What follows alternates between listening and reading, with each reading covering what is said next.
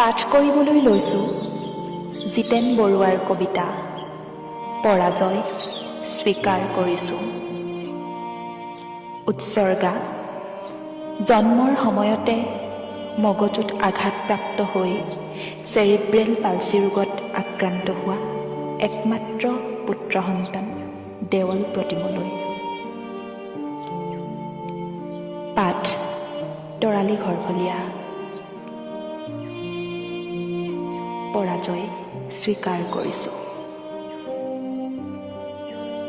তোমাক পঢ়াব নোৱাৰিলোঁ উচ্চতম স্কুলত, চিনাব নোৱাৰিলোঁ জীৱন ৰামধেনুৰ ৰং।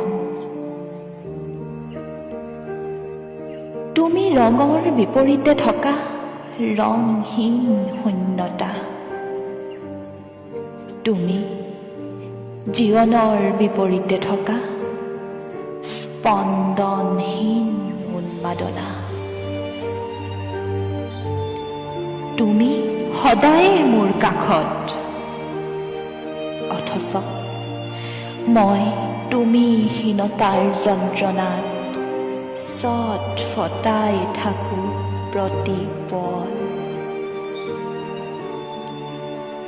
তুমি মমতাৰ নিষ্পাপ চুবুৰী, অথচ কলুষতাই অহৰহ খেদি ফুৰে তোমাক।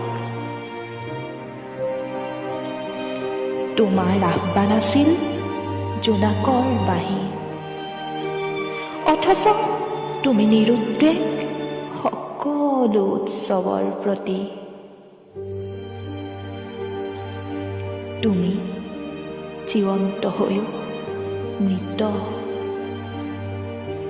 তুমি মগজুৰ কোষ বিকল হোৱা এক ক্ষয়ংকাৰী ৰোগত আক্ৰান্ত।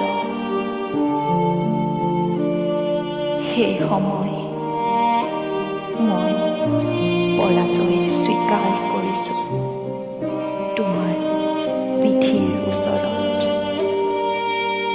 মই অকাতৰে মানি লৈছোঁ তোমাৰ সকলো নিদান।